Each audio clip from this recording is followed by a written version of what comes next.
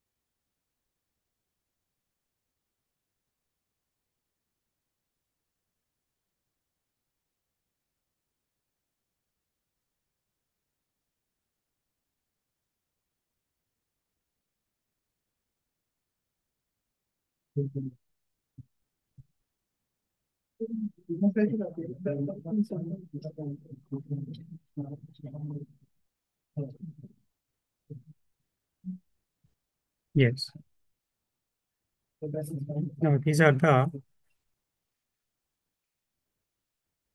Now these are the types of SQL commands. This is a DDL, data definition language, then DCL, and this is a DML. This is a DML, and next one TCL, then DQL. Now under the DDL language, now the commands called create, drop, alter, and truncate. Now already yesterday we have discussed about the create command and drop command and alter command. These three uh, these three commands we have discussed yesterday with example. Then after that we have discussed DML command called insert. Uh, then after the DQL we have used the select command. So total we have discussed the 6 commands in yesterday class. Now remaining commands we will see now. Now see here.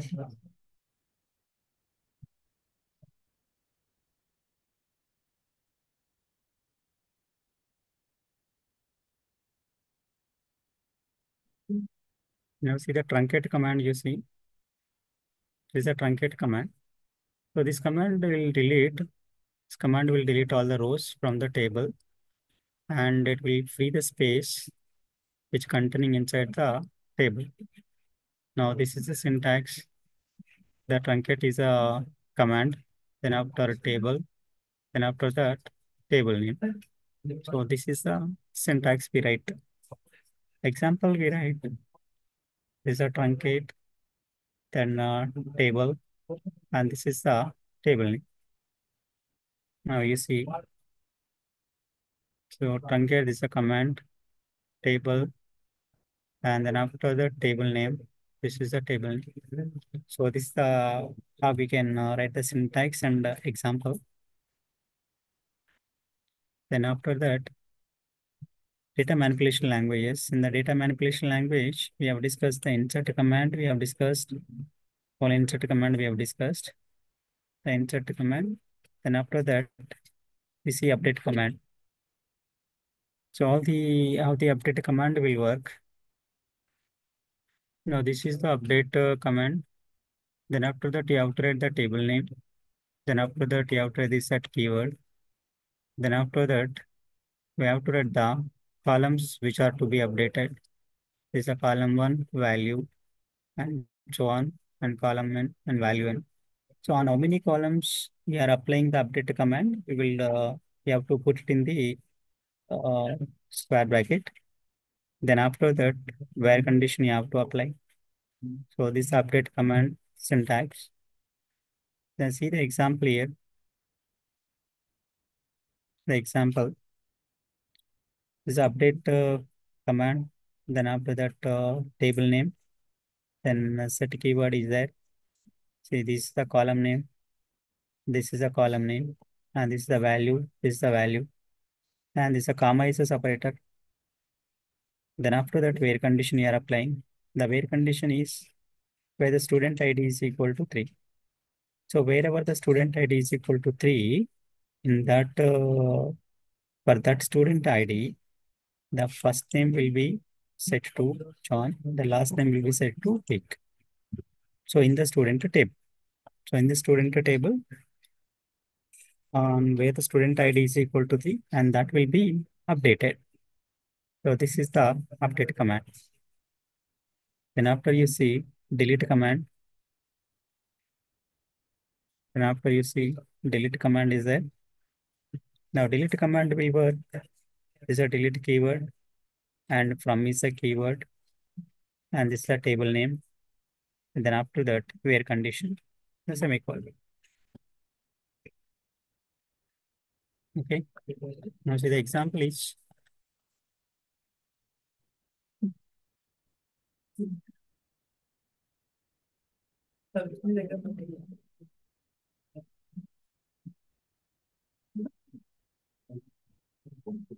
example is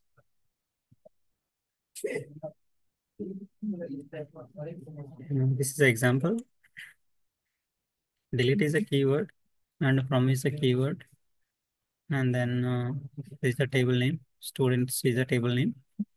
This is a where condition, and this is the first name is equal to is the value. Okay. Now this wherever this first name is equal to value, this John is there, and that table that record will be deleted from the table. So this is the delete command works. Then after that we see DCL, data control language. So data control language includes the commands like grant and revoke.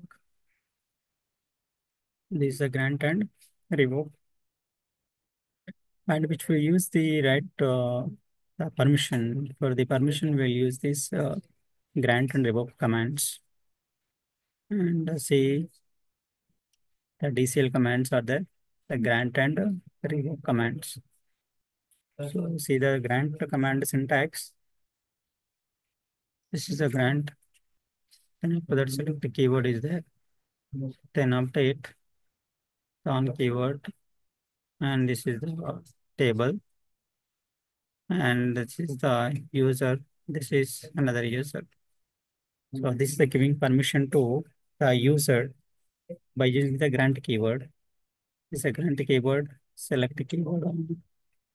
This is the table name, user's table name, and two. This is the and another user. This is the grant permission we are giving. Then after that, the revoke. It is it is also one kind of permission. There's a one kind of permission. Roll back the permission. That is revoke is the and this is a privilege. And this is the one. This is object name from keyword. And this is the username. And these are the other permission controls.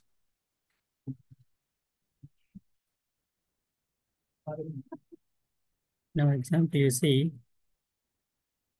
The revoke command is there, select command, update on students from uh, one user to the another role from BC and MCA it is. The next one we see TCL command, transaction control language. So this TCL command deal with the transactions within the database. Now this command is used to save all the transactions to the database. So whatever the transactions we make, that all transactions will be saved in the database. Then the syntax is commit is a syntax. Commit is a syntax. Then you see here, we made some changes here. In the database, we made some changes. We are deleting the record, delete from students where roll number is equal to 25. Now, the student will be deleted whose student roll number is 25. And that update we are storing in the database by using the command called commit. So that means that record will be deleted from the database. Then after that, we see rollback. The rollback command is to undo the transaction. To get the transaction back, we use the rollback command. So which already saved in the database. We want to roll back the permission or transaction. We'll use the rollback command. It is a delete from students where roll number is equal to 25.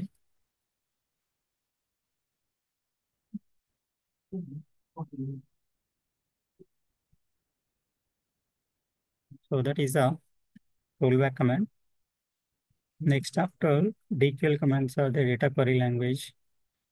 Data query language is to fetch the data from the database. It uses only one command. Now this command helps the attribute based on the condition describe the player class. So that is you see select command expressions and from tables and where conditions. See select command is there first name from student table where roll number is greater than 15. So these are the types of languages. These are the types of languages. Now see here the summary of the types of languages here is the DDL commands are there. DDL command, DCL command, and TCL command, DQL commands. Okay. So the DDL command helps us to define database structure or schema.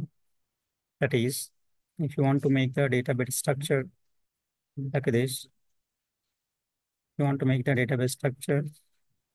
For this, the DDL command will be useful to create the structure of the database. And that we call technically schema. Then after data manipulation language, DML, which allows us to modify the database instance by inserting the modifying and deleting its data. So that is it's a data manipulation it is called. Manipulation means changing some modifications in the database. So the kind of modifications we can call it as inserting one modification, modifying, then deleting is one modification likewise. So these are the kind of modifications will take place in the database manipulation language. The data control language, they are useful in the to give the permissions. That is data control language.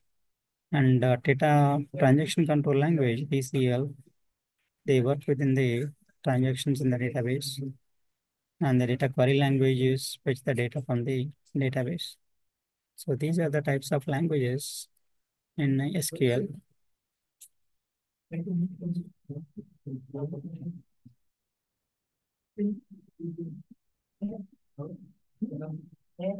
And after that, we will see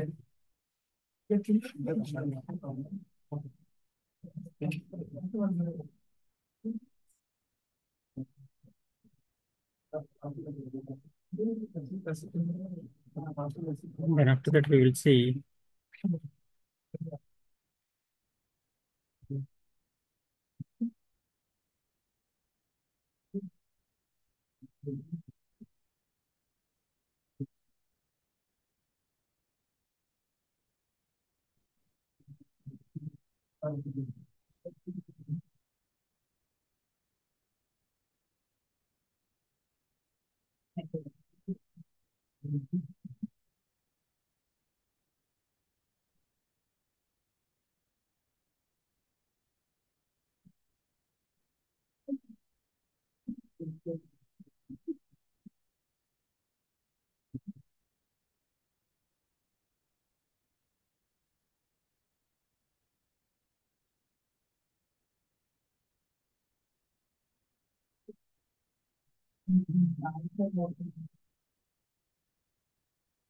yes, we next one we will see uh,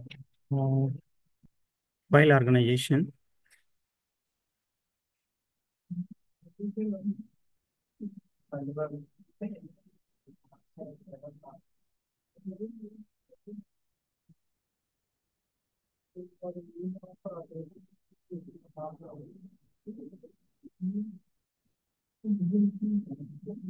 Some file organization methods you see.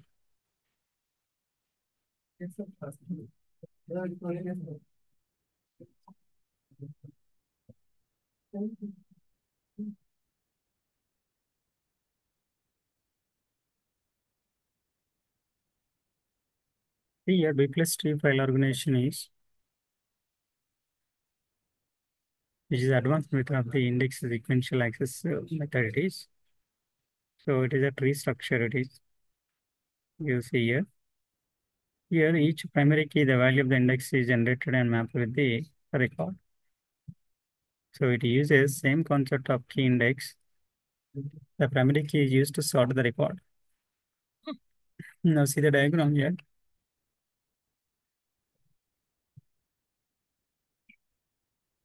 The root node of the tree is 25.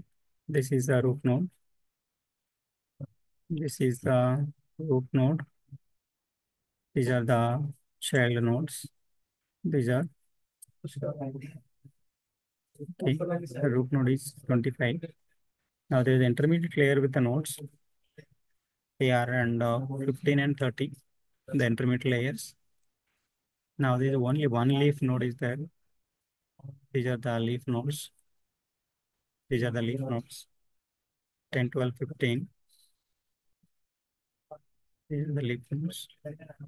Now in this method, searching any record can be traversed through a single path. So if you want to access any element in the tree, you have to traverse from the one path to the another path.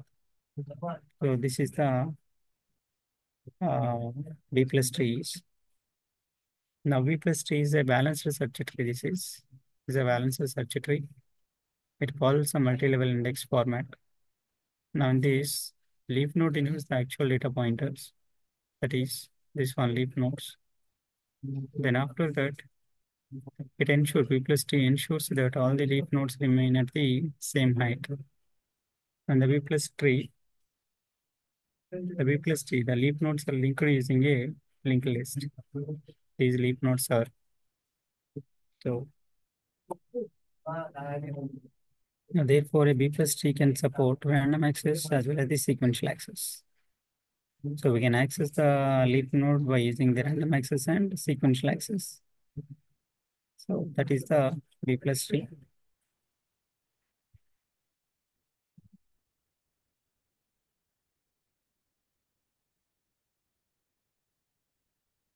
And after this, working structure of the B plus tree, see.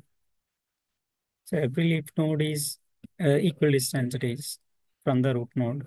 You say this is a root node. This root node is a leaf node. So this will be equal distance from the root node it is. So the B plus tree is of the order n.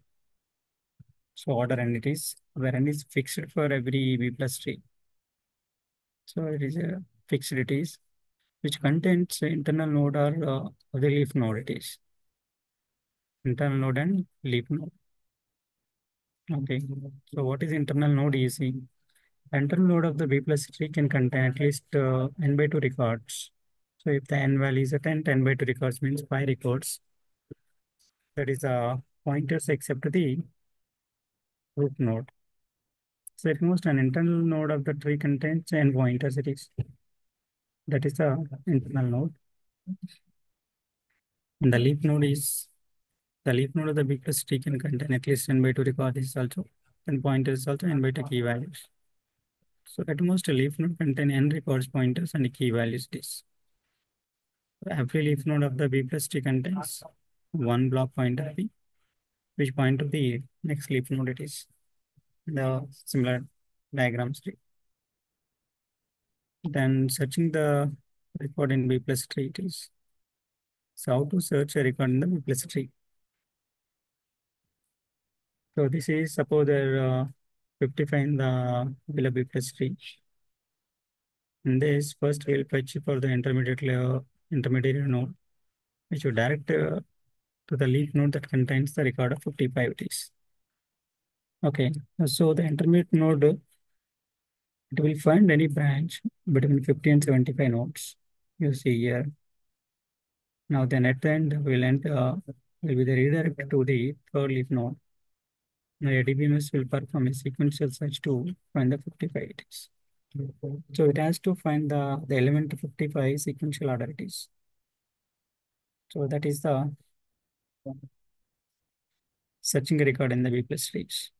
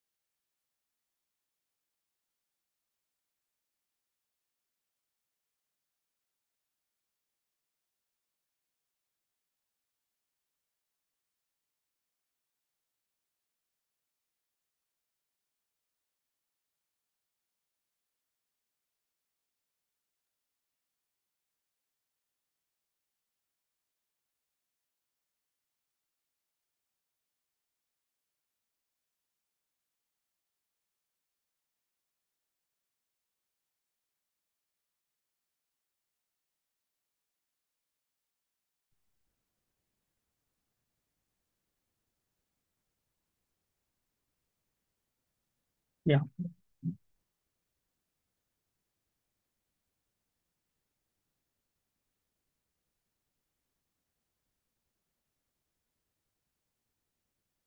Okay, this is the B plus tree. The next one is deletion. Insertion, next one is the deletion. Now see the deletion here.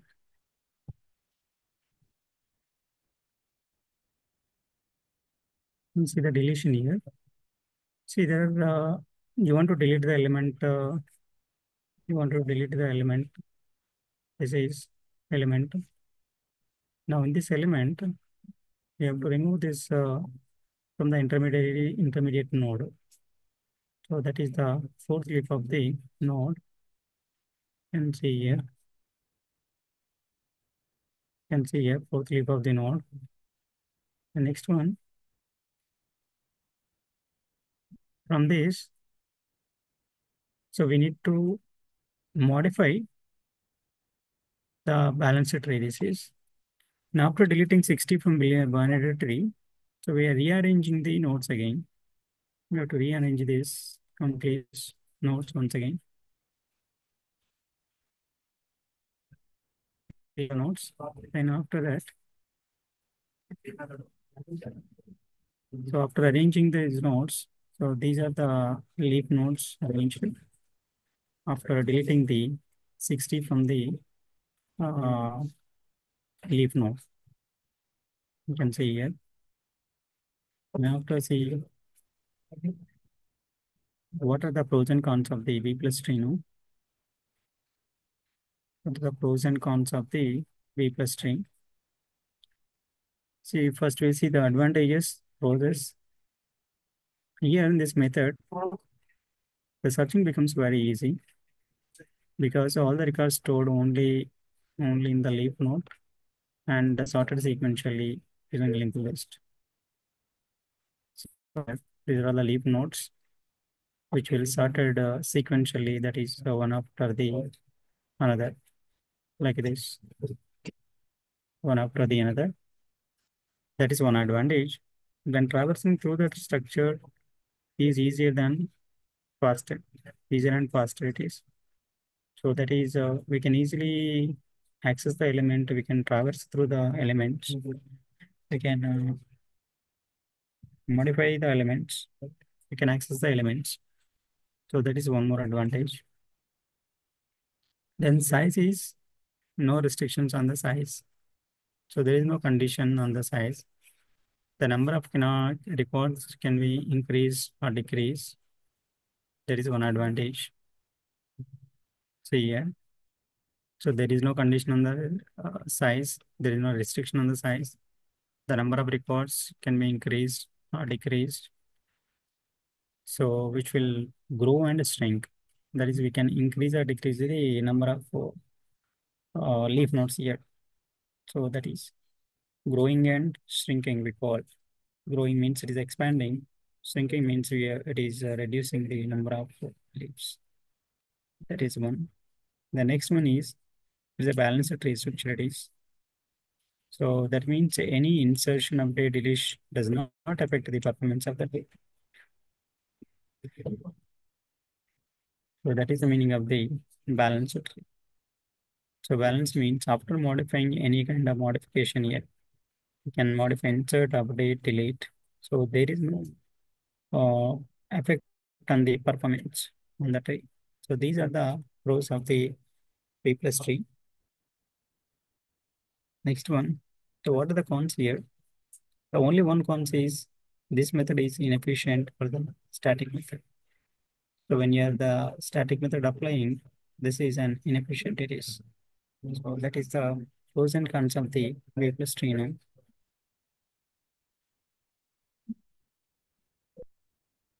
So it's all about the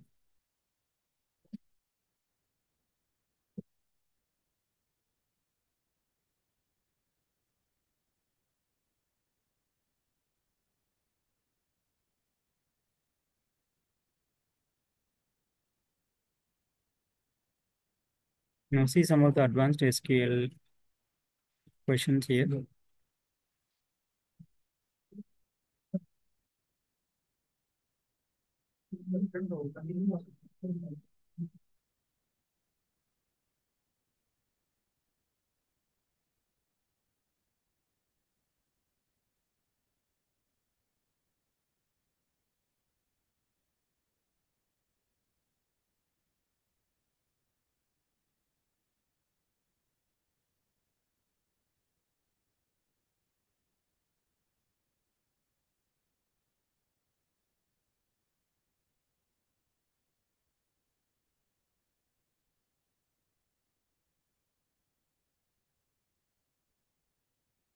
Next one we see normalization. One more important topic. So more important topic it is.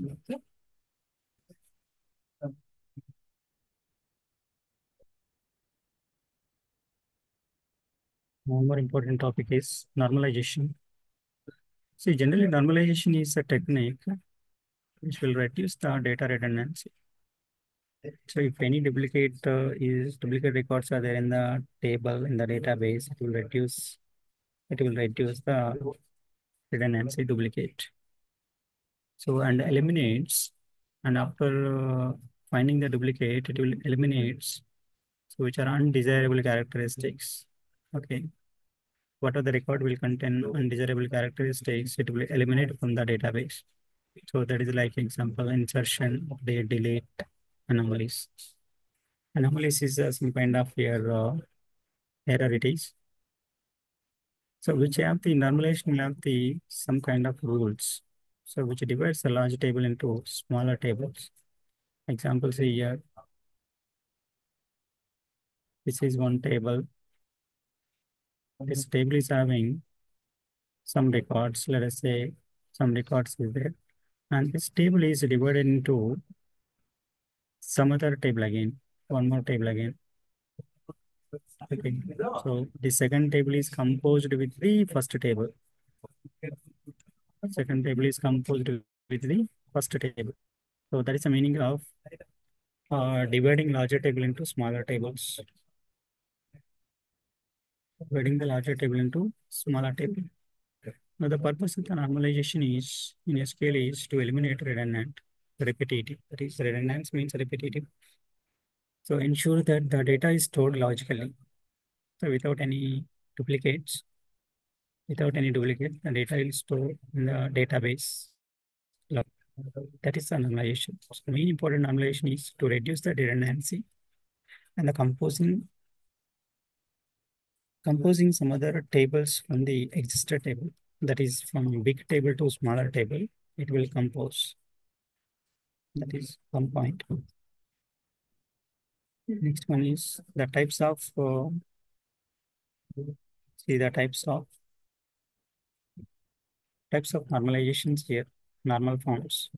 See, first normal form 1NF, second normal form, third normal form, then after BCNF, fourth normal form, then after you see fifth normal form, sixth normal form, like this.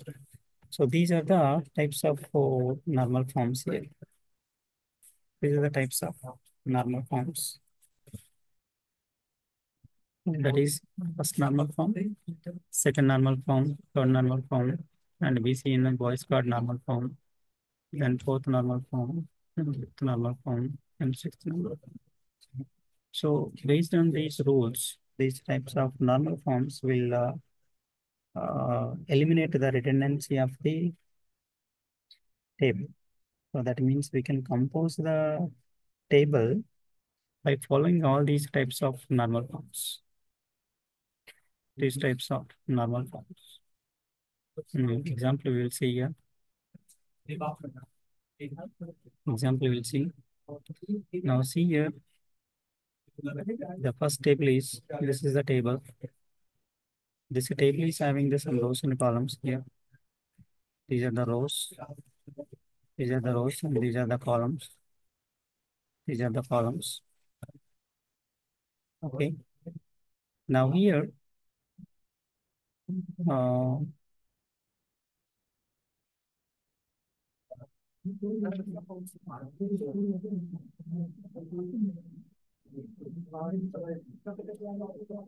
if you see movies entered column has multiple values. This is the movies entered column. See, now this column is having multiple values. Values are there. So this is one value. This is one value. The two values are there. And here also this is one value. This is one value. So that means this column is having multiple values. Okay. So these multiple values are separated into another table. These are separated into another table. That means that first normal form, if any table wants to be in first normal form, each table cell should contain a single value. So each table cell means this is a cell. This is a cell. Each table cell should contain a single value. Here two values are there. So that is not allowed. And each record needs to be unique. That means no duplicate data. So if any table wants to be in the first normal form, it is to follow these two rules. So one rule is each table should contain a single value and each record needs to be unique. So that is the first normal form rule. The next one is, now see here. So after converting into first normal form, you see this column is having single value. This is a single value, single value, single value, single value. Now see here, this is now in the first normal form. This table is in the first normal form. Okay. Now see first normal form.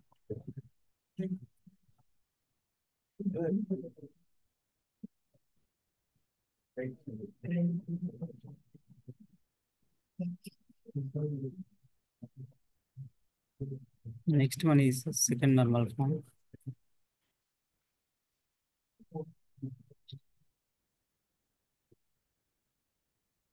Second normal form.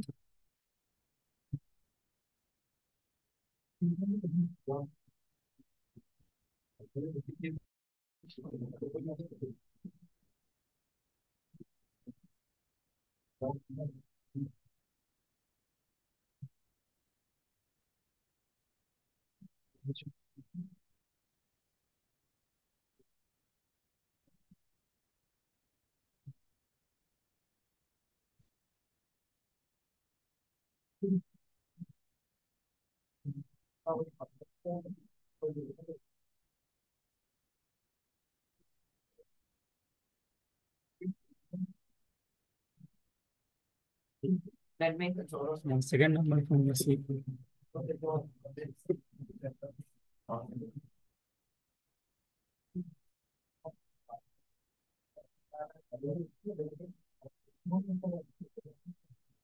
Normal form.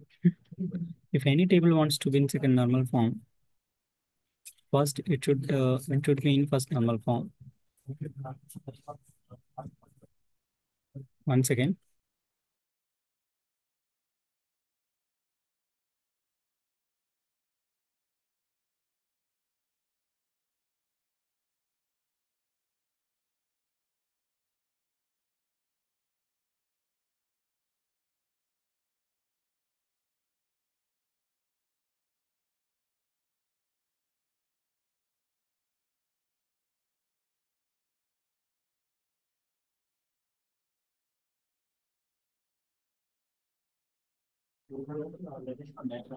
Yeah, second normal form. If any table wants to be in second normal form, see in the first normal form, it should be in first normal form. First, it should be in first normal form. After that, it should not have any partial dependency. It should not have any partial dependency. So that is the two rules it has to follow if it wants to be in second normal form. So what are the first normal form rules are there that all should be applicable to second normal form? That is second normal form. So it has to follow first normal form rule and plus, and it should not have any partial dependency. So these are the two rules it has to follow. Okay. Now what is the partial dependency here? See, when a table has a primary key, so the primary key is made up of with the two or more columns. So the primary key can be made up of with the two or more columns. Then all the columns which are not included in the primary key, that table should depend on the entire primary key. So not on a part of it. That means any that column, that complete column, it has to depend on the entire primary key. Okay. If any column depends on the part of the primary key, then we say that is a partial dependency. So if the table is there, the table is made up of the two columns, C1 and C2 have the primary key. Okay. For any column, it should depend on the two primary keys. If it any column depends on the single primary key, it is called a partial dependency. It is. So that means it should not have any partial dependency if it wants to be in the second normal form. Okay, that is the meaning of the second normal form here. Now see the example here. Here two tables are there. Students and subject. Student and subjects is there. Now this is the student ID, student name and branch. And if you take the subject ID, the subject name.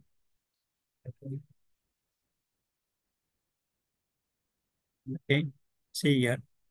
We have another table called score table here.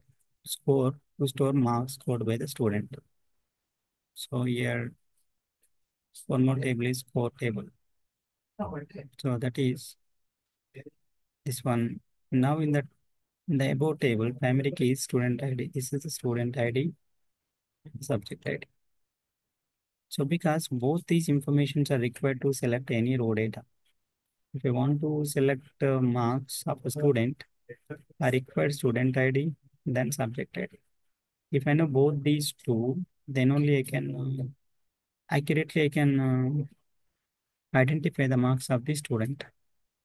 So that means this column, this marks column is depending on the student ID column and subject ID column. So it is depending on two columns here.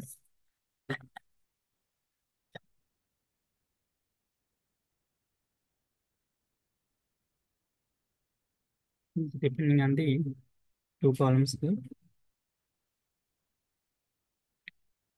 So that is, but in the score table, we have column teacher name is there. So it depends on the subject information or just the subject ID. So we should not keep the information in the score table. So this teacher name we cannot keep in the score table. So that is again we have separated the table, subject table. Is the subject table, here subject ID, subject name, and teacher name. So we have removed the column here. So we have separated the teacher name with the subject ID and subject name. Now we can see the updated table, the student ID, subject ID, and marks. Now this is the updated score table it is. Now here the marks column is dependent. Here the marks column is dependent on the subject ID and student ID. So now there is no partial dependency here. Compulsory it is required these two columns help. That is these two columns are made up with the primary key. If I want to identify uniquely, if I want to identify this row uniquely, I need to get the student ID and subject ID. Then I can identify this marks column uniquely. So that is the second normal form. The next one is the normal form here. The normal form. If you see, the table is said to be in the normal form. It is normal form. It has to satisfy the first normal form and second normal form. And plus, it doesn't have any transitive dependency. One more is what transitive dependency. That is third normal form will follow first normal form rule and second normal form rule. Along with it should not contain any transitive dependency. That is if these three rules are satisfied, then that table is in the kernel like this. So what is transitive dependency here? Now see here. Transitive dependency is that some columns that act as primary key and other columns depends on this column.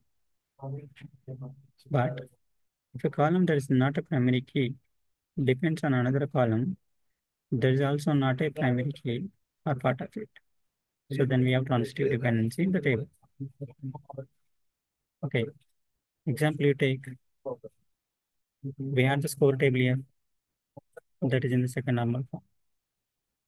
That is in the second normal form. Now if you have stored some extra information in it, example, exam type, total marks. Okay. First to store the type of exam and total marks, type of exam and total marks in the exam. So we can later calculate the percentage of the marks scored by each student. Okay, scored by each student. So here see here, student ID, subject ID, marks. Here we added two columns, exam type and total. Okay, exam type and total marks. Now see, now in the table above, the column exam type depends on the student ID and subject ID. Now this exam type is depending on the student ID and subject ID. Now a student can be in CSE branch or in mechanical branch. Okay. And based on that, they may have different exam types and different subjects. Now, CSE students may have both practical and theory of subject. The mechanical branch students may have only one theory and that is one subject. But the columns, these two columns, total marks, depends on the exam type. Okay, but the exam type column is not a part of the primary key. It is not a part of the primary key. Okay, but the exam type is depending on total marks is depending on the exam type. But exam type is not a part of the primary key. Okay. Because the primary key is student ID and a subject ID. These two are primary key. These two are primary key. Hence, we have transfer dependency here. Okay. See, exam type is not a primary key, but total marks column is depending on the primary exam type. Okay. Here, student ID, subject ID is a primary key. Primary key. Even though exam type is not a part of the primary key, this total marks is depending on the exam type column. So this is called transitive dependency. This is called transitive dependency. Now to eliminate the transitive dependency,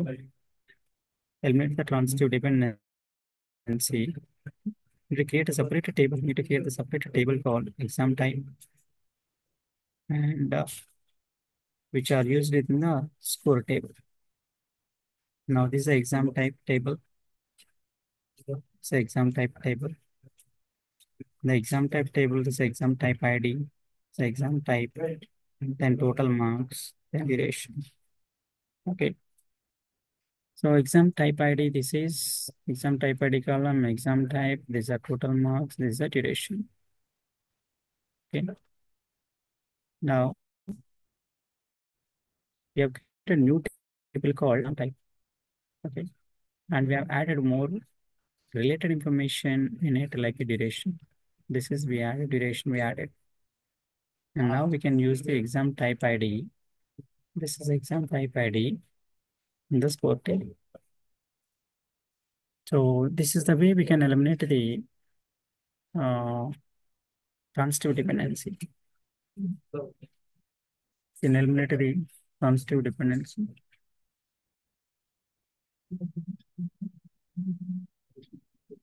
So these are the normal forms. For normal form. Then after that, fourth normal form is Boy's normal form, BCNF. Boy's normal form, BCNF. Which is the higher version of the third normal form. Which is the higher version of the third normal form. That is. So these forms deals with this certain type of anomaly. that is not handled by the PN. What are the anomalies not handled by the third normal form that are handled by the Boyce-Codd normal BCN? Okay. The third normal form table does not have multiple overlapping candidate keys, which is said to be Boyce-Codd. See, the third normal form does not have multiple overlapping candidate keys. So what is the candidate keys? We have discussed in the case topic. So for any table to be in BCNF, so any table to be in BCNF, which are following conditions must be satisfied. Conditions must be satisfied. That is, it must be in third normal form. It must be in third normal form. And for each functional dependency, that is X implies Y, and X should be a super key. X should be a super key. X should be a super key. So this is a Boyce-Codd normal form. This is a Boyce-Codd normal form. Then after that, fourth normal form. So a table is said to be in fourth normal form, then it must be in Boyce-Codd normal form, and it does not have any multiple valued dependency. It does not have any multiple valued dependency. Now it is a fourth normal form. So that is the rule of the fourth normal form. And after that, fifth normal form is there. The fifth normal form is also called PJNF.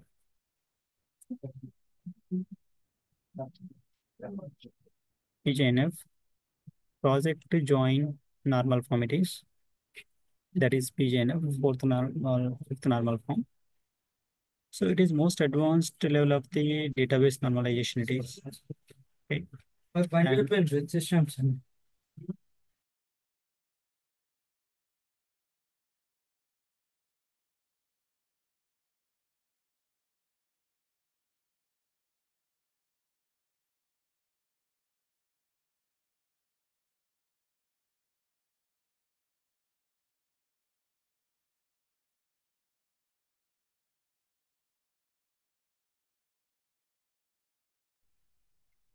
yeah, remaining topics we'll discuss in the next class.